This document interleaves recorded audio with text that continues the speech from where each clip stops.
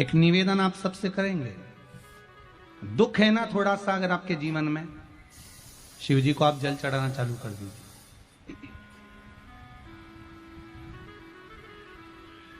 शंकर भगवान को आप जल चढ़ाना प्रारंभ कर दो। अगर दुख है ना जीवन में, शिव जी को जल चढ़ाना प्रारंभ कर दो। और एक निवेदन और करेंगे, अगर दुख समाप्त ही नहीं हो रहा है, कोई बीमारी एक पूरी होती है दूसरी लग जाती है, दूसरी बीमारी पूरी होती है तीसरी लग जाती है, तीसरी बीमारी पूरी होती है चौथी लग जाती है, कुछ प्रॉब्लम चली रही है, तो एक जल के पात्र में जल लीजिए, कलश लोटा पानी का भर लीजिए और उस पात्र में चावल के 2 दाने डाल लीजिए, अक्षत के 2 दाने डालिए। घर में से लेकर जाओ, थोड़ा सा जल बेलपत्री के वृक्ष के नीचे डाल दीजिए, थोड़ा सा जल पीपल के वृक्ष के नीचे डाल दीजिए और थोड़ा सा जल या तो आंवले का पेड़ मिल जाए या शमी का वृक्ष मिल जाए, शमी का वृक्ष मिले या आंवले का वृक्ष मिले, उसके नीचे डाल दीजिए। 3 जगह पर अगर कोई बीमारी ऐसी हो गई कि वो समाप्त नहीं हो रही, बड़ी बड़ी तकलीफ, मतलब एक बार दवाई अगर चालू हो गई तो दवाई बंद ही नहीं हो रही है, तो उसके लिए आपको 3 जगह पर जल चढ़ाना प्रारंभ कर दो। मात्र 1 हफ्ते से ज्यादा चढ़ाना भी नहीं पड़ेगा। जैसे 1 हफ्ते आप टेबलेट लेते हो, गोली लेते हो, 1 हफ्ते चढ़ाना प्रारंभ कर दो। सबसे पहले बेलपत्री के पेड़ के नीचे क्या करना है, जल का पात्र लेना है, उसमें 2 दाने चावल के डालना, 2 दाने अक्षत के डालिए। पहले बेलपत्री के पेड़ के नीचे जाओ, वहां जल चढ़ाओ, फिर जाइए पीपल के वृक्ष के नीचे, वहां जल चढ़ाइए, आखिरी में या तो शमी के नीचे या फिर आंवले के नीचे, इन दोनों में से कोई एक वृक्ष जिसके नीचे। पर 1 हफ्ते अगर आपने आंवले में चढ़ाया है तो आंवले में ही चढ़ाना, शमी में चढ़ाया है तो शमी में चढ़ाना है। ये बदल के मत चढ़ाना कि आज मैं शमी में चढ़ा देती हूँ कल आंवले में चढ़ा दूंगी, ऐसा नहीं। कितना सुंदर कहा है। जब जिंदगी बहुत संघर्ष में चल रही हो, बहुत दुख का जीवन चल रहा हो, बहुत कष्ट का जीवन चल रहा हो, बहुत कष्टमय जीवन चल रहा हो, तब शमी के 5 पत्ते, शमी के 5 पत्ते, एक दुर्वा के साथ 1 अक्षत चावल का 1 दाना, वो भी हल्दी में भिंगोया हुआ हो या केसर में भिंगोया हुआ हो, शमी पत्र 5, 1 दुर्वा, 1 चावल का दाना, जो दिल से हृदय से बेलपत्री के वृक्ष के नीचे पार्थिव लिंग का निर्माण कर कर मट्टी का शिवलिंग बनाकर प्रदोष काल में, मतलब शाम के समय पर शिवलिंग बनाकर उस पे जल चढ़ाकर, जो ये 5 शमी का पत्र, 1 दुर्वा और 1 चावल का दाना, अपनी कामना कर कर जो दुख चल रहा है बाबा से विनय कर कर 1-1 पत्ता जब समर्पित कर दे, फिर 1 दुर्वा समर्पित कर दे, फिर 1 चावल का दाना समर्पित कर दे और बाबा का वहीं पर पुनः विसर्जन कर दे, 3 महीना तो जाने दो, 15 दिन के अंदर वो दुख कटता जरूर है, चाहे कोई भी दुख, किसी भी तरह का दुख क्यों हो। 1 बेलपत्र के वृक्ष की परिक्रमा करने वाले को हजारों अश्वमेध यज्ञ का फल प्राप्त हो जाता है, हजारों अश्वमेध यज्ञ का फल प्राप्त हो जाता है। उसी तरह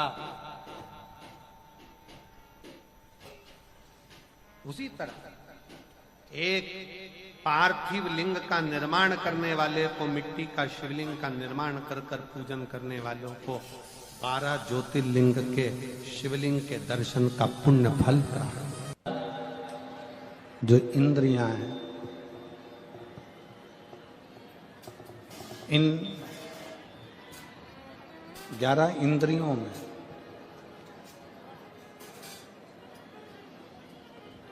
केवल एक भगवान शिव की अविरल भक्ति धारण करने के लिए ये इंद्रियां आप और हमको मिली,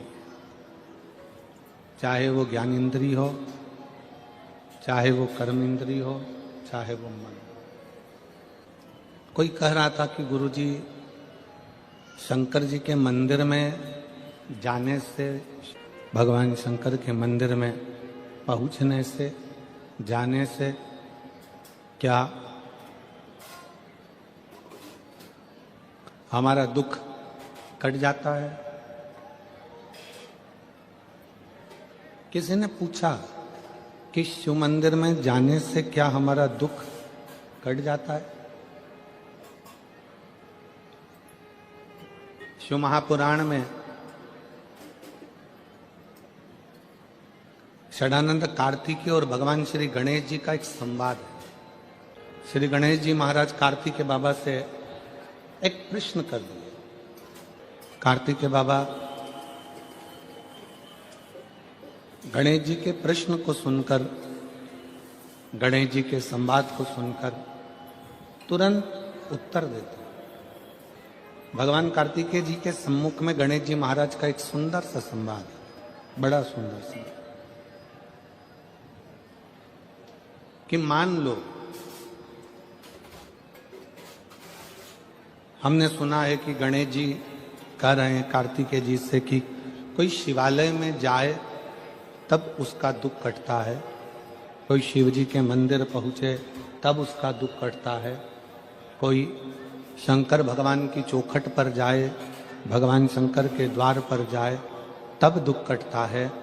षडानंद कार्तिकेय जी कहते हैं गणेश जी से कि आप मंदिर तक पहुंचे ना पहुंचे, पर यदि आपके मन में शंकर के मंदिर जाने का केवल भाव प्रकट हो जाता है तो समझ लो कि आपका दुख कटना प्रारंभ हो जाता है।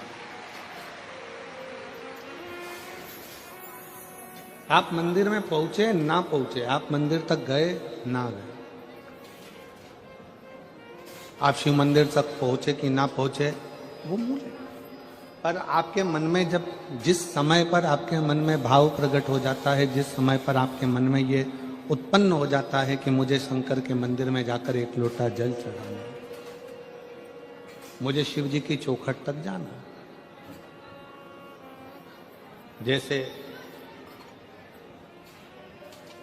हमारे मन में जब भाव उत्पन्न होता है, हमारे मन में कोई भगवान की अविरल भक्ति का, दर्शन का, पूजन का, जल का, कथा का जब भाव उत्पन्न होता है तो उसको पूर्ण करने वाले आप नहीं होते, उसको पूर्ण करने वाला तो देवाधिदेव महादेव स्वयं होते।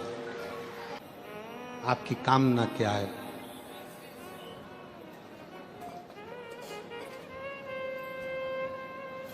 शिव महापुराण एक कल्प वृक्ष है। कल्प वृक्ष का मतलब क्या होता है? जिसके नीचे बैठकर जो कामना करी जाए वो पूर्ण होती है। यहां कोई दूसरा नहीं है। शिव महापुराण पंडाल, शिव महापुराण जिस भूमि पर होता है 7 दिन वो भूमि तुम पंडाल में जगह नहीं मिले, हमने पहले भी कथाओं में कहा, अपने साथ में लेकर चला करो एक छाता, 2 पानी की बोतल, एक बिछाने का और एक ओढ़ने का। 2 पानी की बोतल किसके लिए? एक अपने लिए, एक अपनी अड़ोसन पड़ोसन पीछे वाली धड़ोसन के लिए। उसके अपन किसी को कुछ नहीं दे सकते, अपनी पड़ोसन को थोड़ा सा पानी तो पिला सकते हैं। पंडाल में किसी का मुख झूठा करा देना, समझ लेना कि भोलेनाथ ने तुम्हारा भंडार खोलना प्रारंभ कर दिया।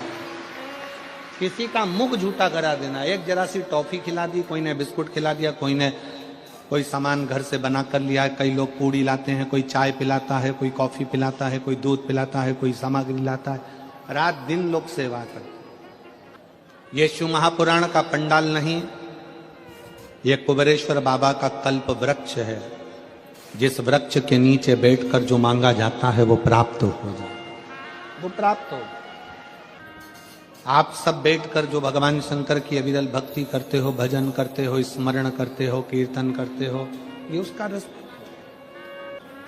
किस रूप में शिव यहां आते हैं, किस रूप में भोलेनाथ यहाँ बैठकर कथा का रस तत्व ग्रहण करते हैं, किस रूप में भगवान शंकर कथा का वाचन करते हैं, किस रूप में भगवान शंकर कथा करवाते हैं, ये वही जान सकते।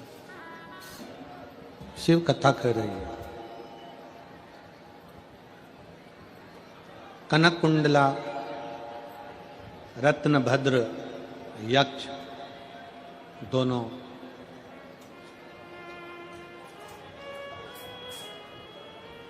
गंधमादन पर्वत पर बैठकर भगवान शिव की आराधना कर रहे हैं। पार्वती जी ने भगवान शंकर से कहा कि ये आपके भक्त हैं, शिव उपासना करते हैं, इनकी झोली खाली रह जाए तो ये श्रेष्ठता कहाँ है।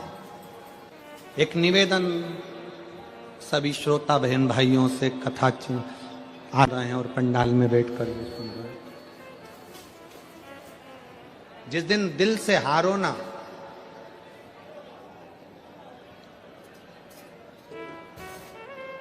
थोड़ी तकलीफों में अगर घिर जाओ, तकलीफें आ जाए, कष्ट आ जाए, तकलीफें जिस दिन तुम्हारे भीतर बहुत ज्यादा मात्रा में आ जाए, उस दिन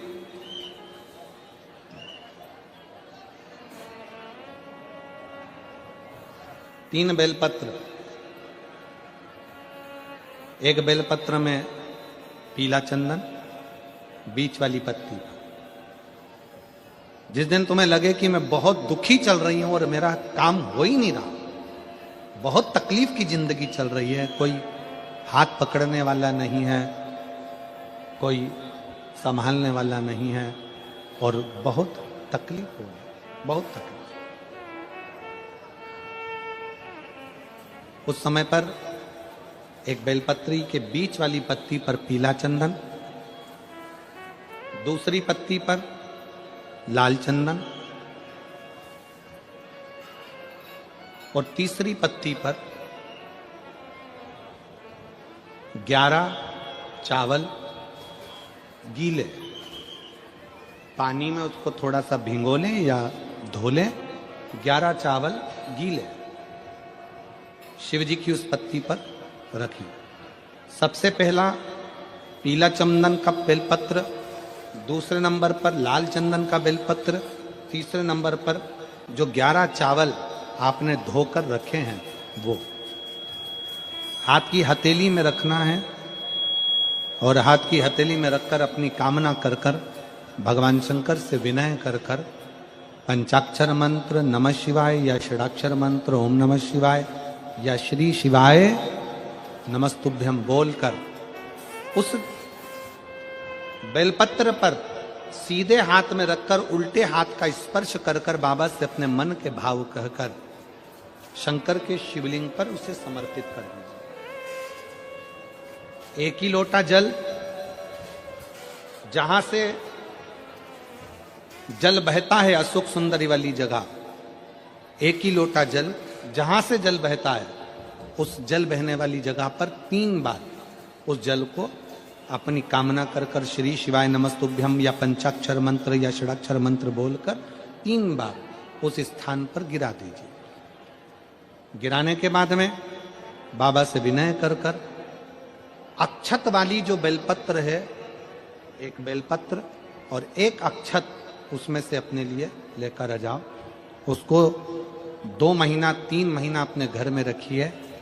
जितना भी दुख है धीरे धीरे बाबा समाप्त कर कर खुशियां घर में लेकर आता ही है। दुख समाप्त होगा, खुशियां घर में आएगी जरूर। दुनिया का सबसे बड़ा डॉक्टर है मेरा देवाधिदेव महादेव और दुनिया की सबसे बड़ी दवाई है तुम्हारा विश्वास, तुम्हारा भरोसा। ये दुनिया की सबसे बड़ी दवाई है। जिस दिन तुम्हारा भरोसा, तुम्हारा विश्वास प्रबल हो जाएगा, उस दिन शिव तत्व अपने आप प्राप्त हो जाएगा। शिव शिव है, देगा मुझे बाबा। कनक कुंडला ने अपने पति रत्नभद्र से कहा कि मुझे मेरे शंकर पर भरोसा और मेरी जीजियों मेरे जीजाओं, मेरी बेटियों, बेटाओं, मेरी माताओं, सूरतिया लालाओं, सूरत के रहवासियों, गुजरात की पवित्र भूमि पर रहने वाले मेरे दशंकर के अंश रूप आप सब, शिव महापुराण की कथा में दिखावे के लिए मत जाना। और जगह पर होती होगी कि वहां लोग दिखाने के लिए जाते होंगे। शिव महापुराण की कथा कभी दिखावे के लिए ना तो होती है ना होना। दिल से सुनो, दिल से कहो, दिल से सुनो और दिल से कहो। जब आप दिल से सुनोगे और दिल से कहोगे तो वो सुनेगा। कैसे ना सुने?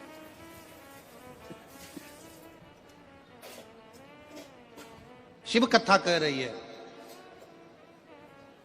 कनक कुंडला रत्न भद्र तप में लग गए शंकर भगवान से पार्वती जी ने कहा इसको कुछ देव। शिव जी ने कृपा करी और उसके घर में एक पुत्र दिया जिसका नाम हरिकेश। उस पुत्र का नाम था हरिकेश। हरिकेश बाल्य अवस्था से भगवान शंकर की भक्ति में लग गया, भगवान शंकर की आराधना में लग गया। मिट्टी इकट्ठी करना, लिंग बनाना, पूजन करना, आराधना करना, ये हमारे घर के बच्चों के संस्कार।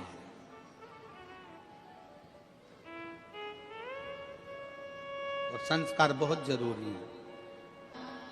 शिव महापुराण की कथा कहती है बेटा एक कुल को तारता है और बेटी दो कुल को तारती है। बेटी जन्म ले तो गौरान्वित होई है, बेटी जन्म ले तो गौरान्वित हुई है, बेटी दो कुल को तारती। शंकर जी के किसी धाम में 12 ज्योतिर्लिंग में, शंकर जी के किसी ज्योतिर्लिंग में, भगवान शंकर के धाम में अगर कभी एक रात्रि रुकने का भी मन हो जाए और आपका कहीं पुण्य प्रबल हो जाए कि मैं शंकर के चौखट पर जाकर एक रात्रि विश्राम करूं। जैसे जैसे उस बहन ने ये पत्र में इस बहन ने लिखा कि 6 साल से बेटा पड़ा हुआ था और उस माँ ने लिखा कि हम सीहोर गए, वहां विश्राम किया, बाबा से विनय करी, निवेदन करा। शंकर की भूमि पर, कंकर शंकर की धरा, कुबरेश्वर धाम की धरा पर लोग जिस आस से जाते हैं बाबा वो मनोकामना पूर्ण करता ही है। शिव देता है। फिर मेरी जीजियों, मेरे जीजाओं, बेटियों, बेटाओं, मेरी माताओं, सती मैया ने जो गलती करी वो आप ना करिएगा। माता सती ने एक गलती कर दी थी कि कथा कुंभज बाबा के आश्रम में सुनने के लिए गई माता सती और मन में यह भाव लेकर आ गई कि इस शरीर को समाप्त कर दूंगा। कथा में बैठो, अच्छा सोचो, श्रेष्ठ सोचो, जन कल्याण का सोचो। कर्मनाशा नदी प्रकट हो।